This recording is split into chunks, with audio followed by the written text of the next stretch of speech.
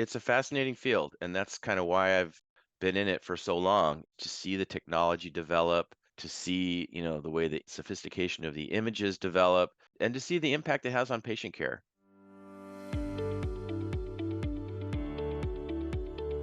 Hello, everyone, and welcome to the Radiology Report podcast, where we are having conversations with the leaders transforming radiology today.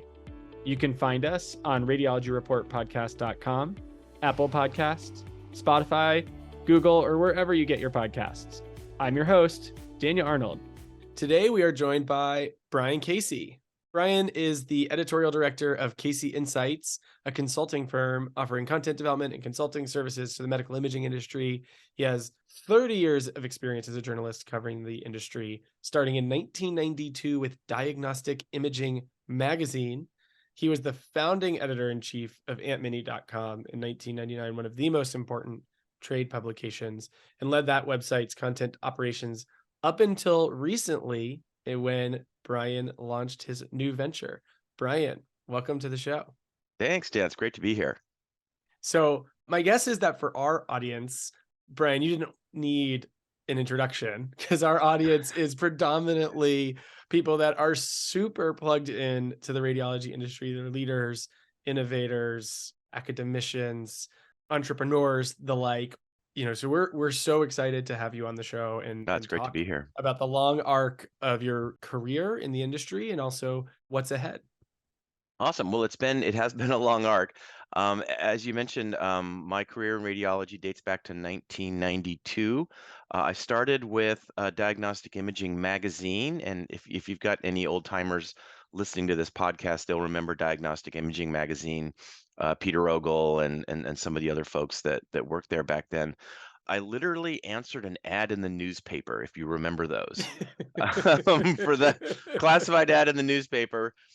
And they wanted a junior editor to work on an industry newsletter called Diagnostic Imaging Scan that went out to vendors. And so it was about this industry called radiology. And I was kind of like, oh, this sounds kind of interesting. I didn't really know anything about it. And I was actually working at a food and beverage newspaper in San Francisco, covering like the San Francisco restaurant and wine scene. And so this was just like a brand new thing for me. I went in and I met Peter Ogle, and somehow they offered me the job.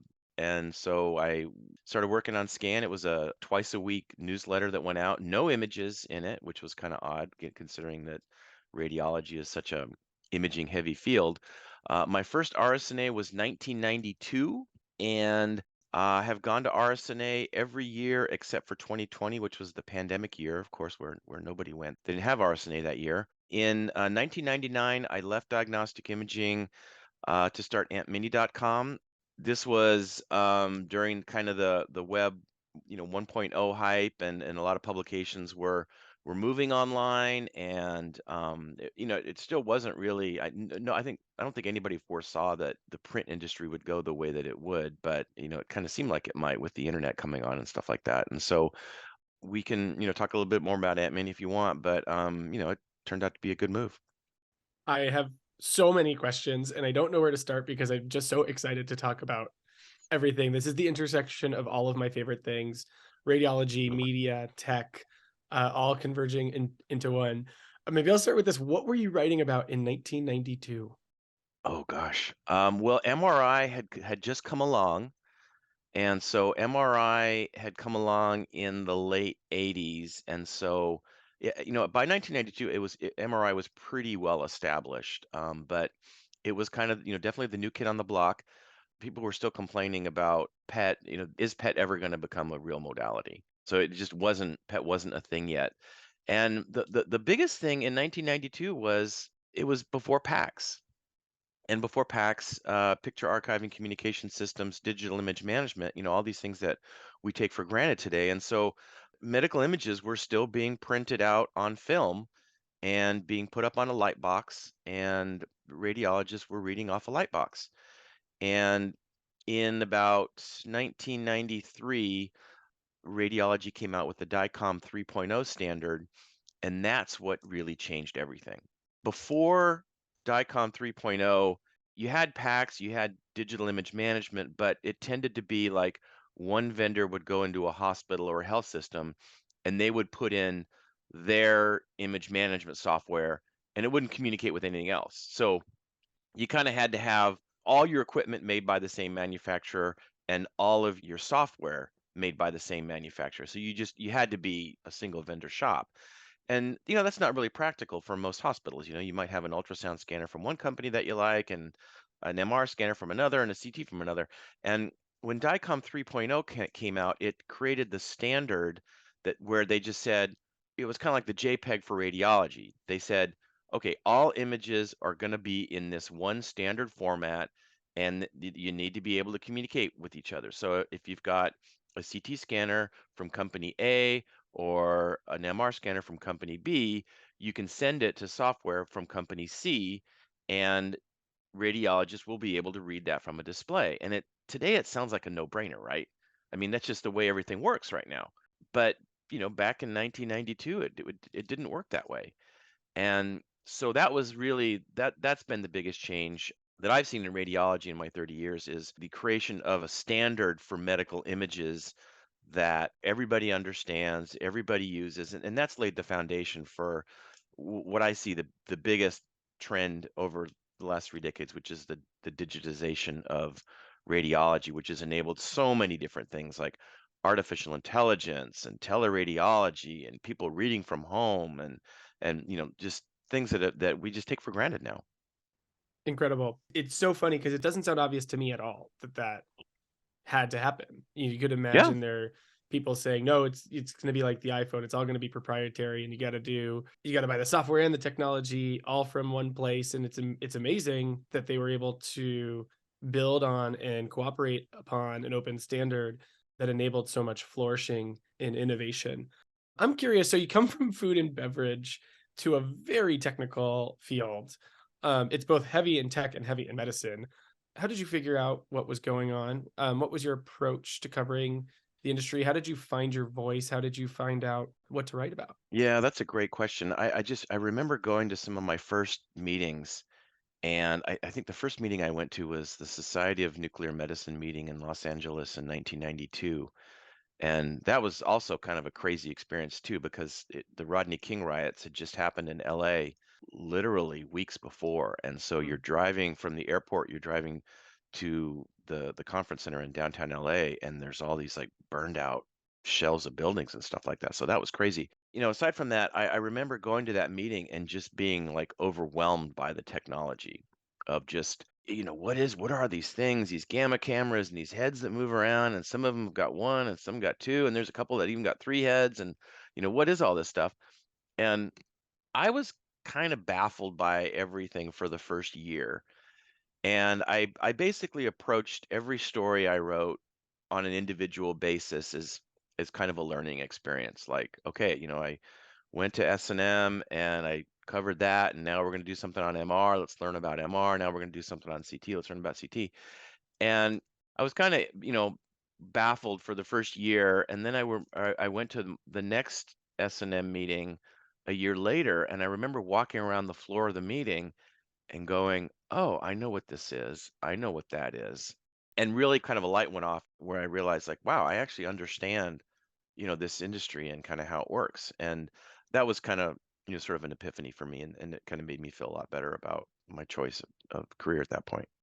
And so, would you do lots of primary interviews and Oh yeah, yeah. talking to doctors, talking to business people? Yep. So I How'd you was I was working for Diagnostic Imaging Scan, which was an industry newsletter, and so most of what I was doing was talking to business leaders as opposed to radiologists. And so Mm. if a company came out with a new CT scanner, I'd be calling them up and asking them what some of the details of the scanner were. So there were some advantages and disadvantages. I mean, the advantage I had back then was that at Diagnostic Imaging we just had great people. We really had great people working there, and they were really experienced, and they really were really talented, and they knew what they were doing. And I was kind of able to sort of latch onto their coattails. The disadvantage was, unlike today, you couldn't just type into a computer a question about something or look at something up on Wikipedia. That didn't exist. This is pre-internet. I remember sometime we used to have a room in the copy room. It was full of phone books. And you'd go in if you ever had to figure out like where somebody was from or something like that, you'd go into this copy room, and you'd literally have to look it up in these books. And so that was kind of the situation back then. I think things are so much easier now because you've got basically almost all the world's knowledge at your fingertips, in terms of the internet, and you can kind of look at anything up, and I think that helps a lot. So as you gain an understanding, gain a footing in the industry, you're building up your audience. Who is the audience that you speak to, and how do you think about that? Because obviously there's the industry broadly, and I know you reach a large audience of clinicians and administrators and vendors and people domestically and internationally, and they all have sort of different things that they're interested in. And so how did you find, who was your primary audience? Who are you really writing for? You say, if Well, I do it right for them, that's fine. yeah. So the first 7 years of my career when I was working at Diagnostic Imaging Scan, it was vendors.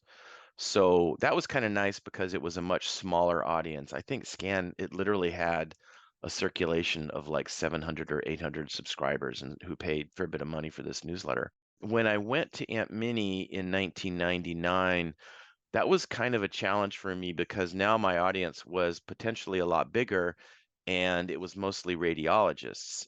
So I kind of had to learn a new language a little bit in terms of speaking to the clinicians as opposed to speaking to the vendors, because I knew in talking to the vendors, I knew the language of business, but I had to learn the language of the clinicians now, the radiologists, and I had to learn about p-values, and I had to learn about hazard ratios, how to interpret a research study. And so that was kind of a challenge for me. But, again, we had a lot of great people in those early days of Aunt Minnie that I was working with as well. And, we all kind of learned it together. So how did Aunt Minnie get started? Was it like classic Silicon Valley, four people in a garage? Did you guys get some funding? Yeah, Um, that's a great question. So the idea behind Aunt Minnie was from a radiologist, the late Phil Berman, and he passed away in 2009.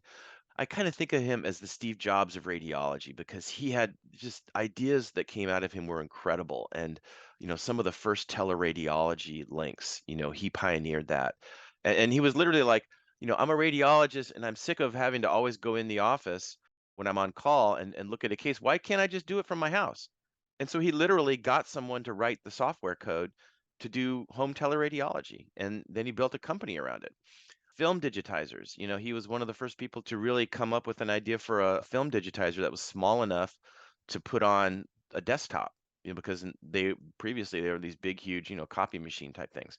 So Phil was really a visionary, and he had this idea back in early 1999, maybe late 1998, to start what he called the Yahoo of radiology. And use the term Yahoo because Google at that time didn't exist, or if it wasn't popularized yet. So he was like, Yahoo's become such a big force, but there's nothing in radiology. Why don't we start a Yahoo of radiology?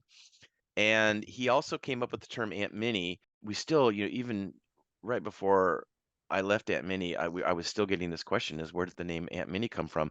And it's actually a radiology term that goes back quite a ways to the 50s to Dr. Ben Felsen, and I believe he was at the University of Cincinnati. he was the Yeah, legendary Ben Felsen. that's where the name came from. So when he was educating residents, he would throw a case up on a light box, and he'd say, "This is an Aunt Minnie of a torn ACL."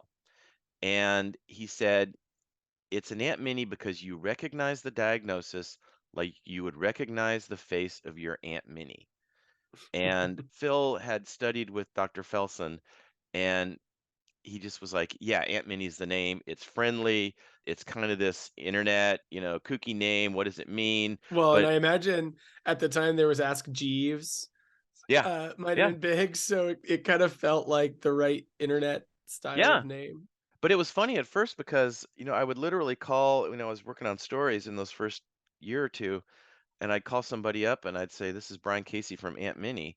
And they'd be like, What? Where? You're not with radiology, radiology magazine or medical imaging magazine or something like that." "No, it's Aunt Minnie." And I have to explain it. And so we had to go through those first few years. But the thing is once the site started getting momentum, just everybody knew it.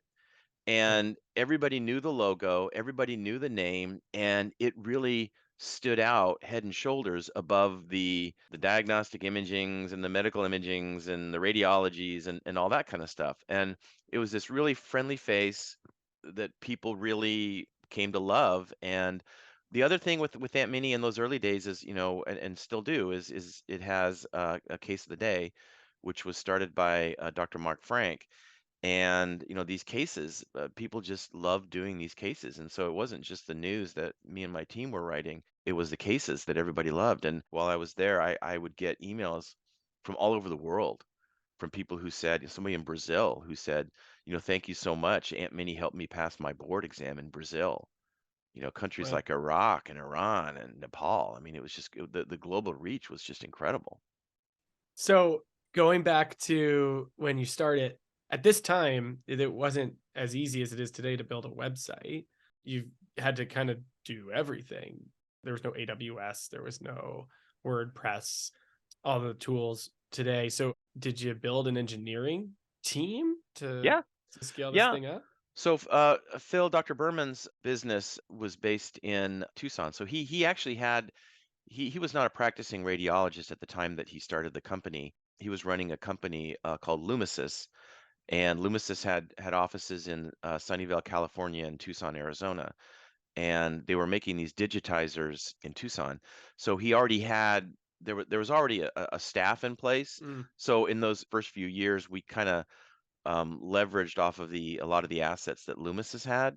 They already had an engineering structure, and so we set up our engineering team kind of parallel to the Loomis's team there in Tucson. And so we literally had a server room in Tucson, and we had an engineering team in Tucson. We still got a couple, or they still have a couple people there in Tucson. Actually, a half dozen people in Tucson. And yeah, there were some huge challenges. I mean, in those early years, we kind of see, I was hired in July of 1999, and we launched maybe 4 or 5 months later at RSNA. And we literally went from scratch to a functioning website in 4 or 5 months. that's amazing. And yeah, we called it the Death March. But we actually, because in radiology, you've got to, if you're working on something, it has to be ready by RSNA. Yep. But we actually hit the deadline. We actually did have it functioning.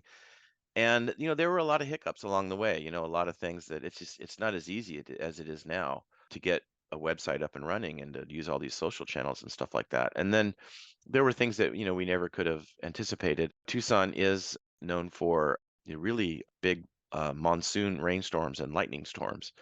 And so we did have the power cut off a few times. And I remember one incident years ago where fortunately they had a Lowe's hardware store across the parking lot, and the power got shut off, and they had to go out and buy like several hundred feet of electric cord to keep the servers running. So that was kind of amazing. But and they kept it running, and the amount of downtime that those guys had on those servers was minimal. So it was really incredible what they did. In parallel to launching the site and building up the coverage, did the business take off right away? Was it like you launch this and you go, this is going to work? Or did you have any near death Yeah, experiences it kind of along the did. way? It's kind of crazy to say, but Aunt Minnie was one of these ideas that just like it wasn't profitable in that first year, but the growth was phenomenal. It really seemed to meet a need. We were growing really quickly. Now, the one thing that did happen was in 2000, there was the dot-com bust. We had literally launched a couple months before this dot-com bust.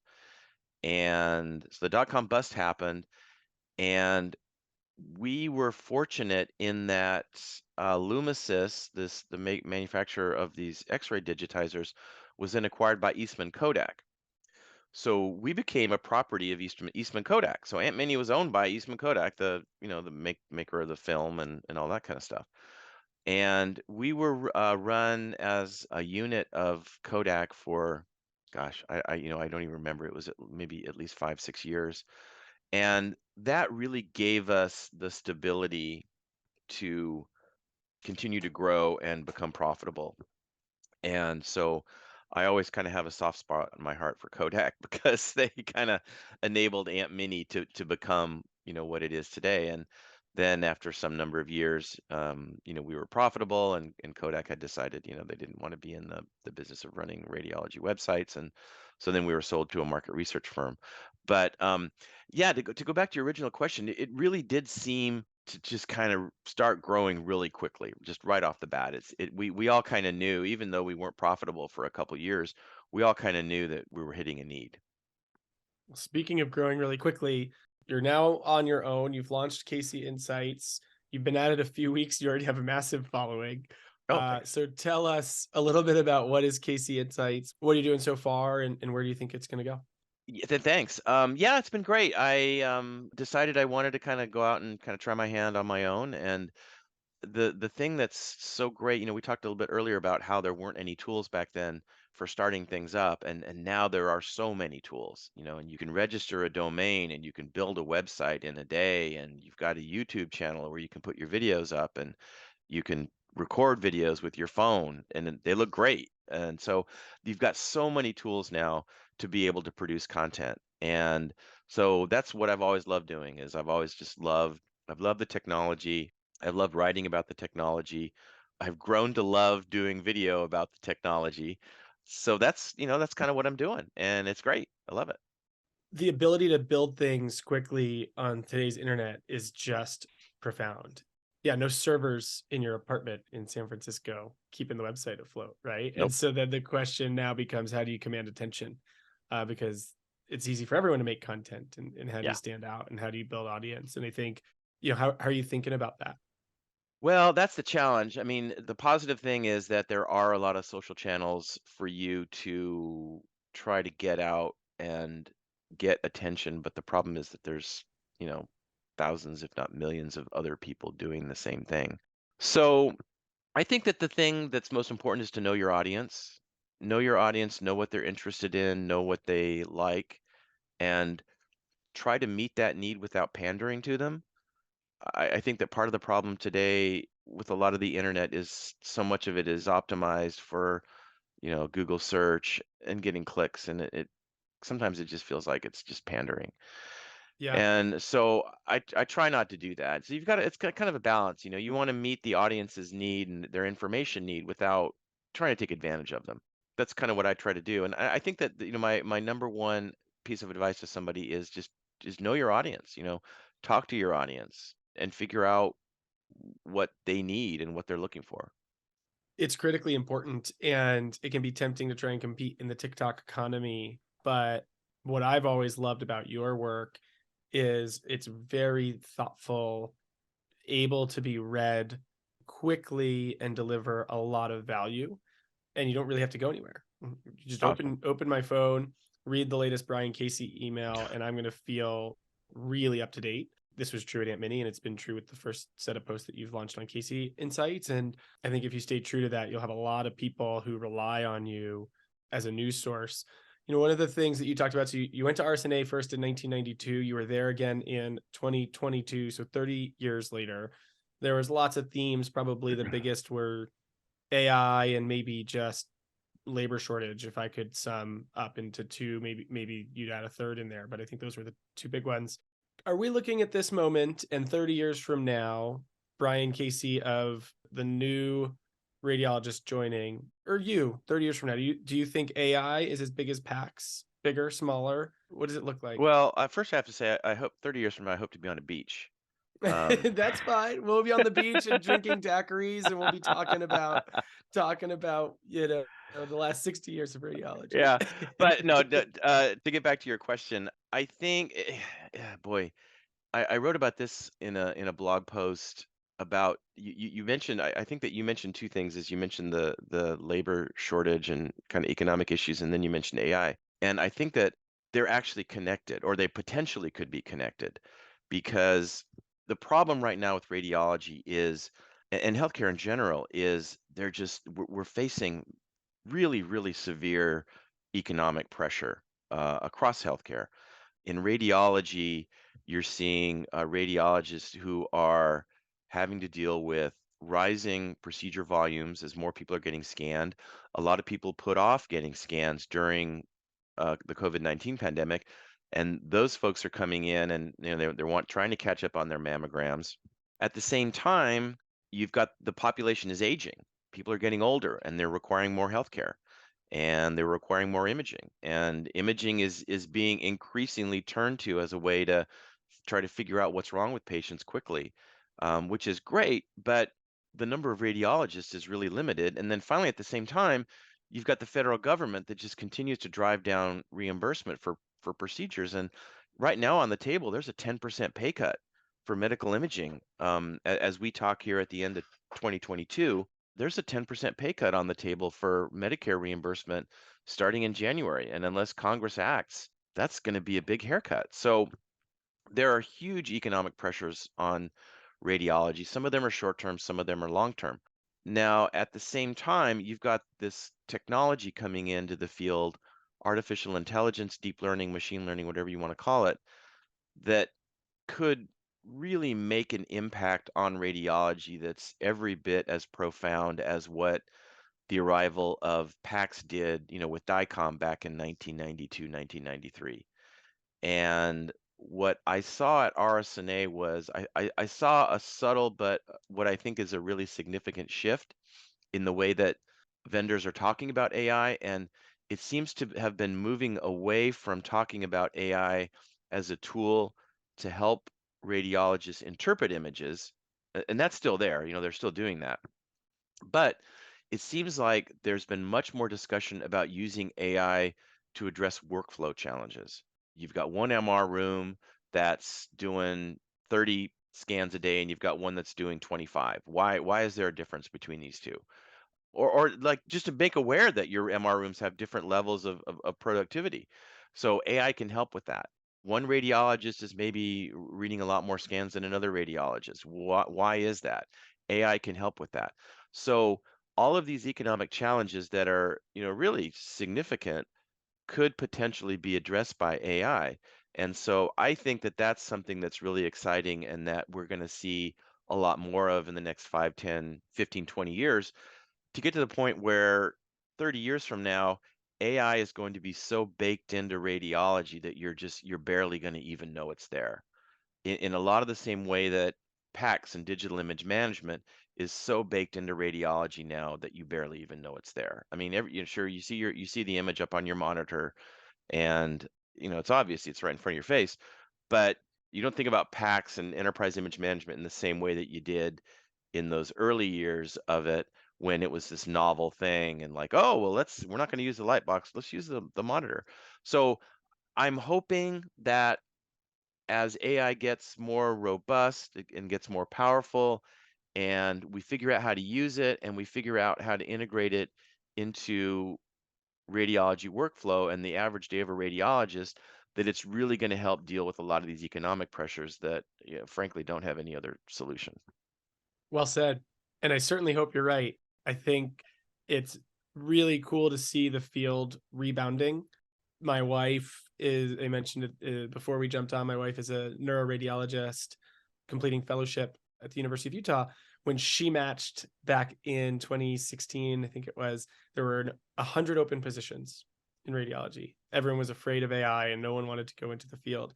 And it's looking like this year is going to be the most competitive match in history as radiology becomes a field that everyone wants to be a part of. And so I'm optimistic for the future that you've laid out, and I hope that that's true. It's Um, fascinating. It's a fascinating field, and that's kind of why I've been in it for so long, is just to see the technology develop, to see, the way the sophistication of the images develop, and to see the impact it has on patient care. In the early years, I remember one of the things that we used to talk about a lot was, well, we don't do exploratory surgery anymore, right? You remember that? You may not even be old enough to remember that, but I remember when people used to have to go in and get exploratory surgery. wow. And it's baffling. It's baffling to think of that anybody would Wow. have to do Yeah. that. And by the same token, there are things happening today that we're going to look back on in 30 years and say, "Oh my God, I can't believe people did like this journalist who passed away of an aneurysm at the World Cup just a few days ago, and he had an aneurysm that probably would have been detected if he'd had some sort of routine scan. And right now, we don't, we shouldn't be screening healthy men in their 40s for aneurysms because it's too expensive, and then there's downstream testing and all that kind of stuff. But at some point in the future, we may have the technology where we can do that, and we can manage the cost, and we can manage the downstream testing, where people won't just be dying of these preventable conditions, without any sort of warning. And if you kind of took a really long-term look at radiology, that's where things get really interesting, is how can we detect conditions, in people who aren't obviously sick? Because right now, our healthcare system is based on treating people who are already sick when they come in. And, what if we can identify illness in people before they show any symptoms? And that's the goal of screening. And we do screen for certain conditions. But what if, thanks to, as the technology gets better, what if we can do that earlier and with more people without costing more? And that's sort of the holy grail, I guess. Well, I look forward to that future, and I look forward to watching your coverage on the path from A to B. I'll be reading you every step of the way. So, Brian, thank you so much for joining us. Sure. Thank you, Dan. Thanks for listening to this episode of the Radiology Report podcast. Be sure to visit us at the radiologyreportpodcast.com or subscribe to the show wherever you get your podcasts to join us for our next episode. We are always looking for great guests. If you have someone you'd like to hear on the show, please get in touch with us online.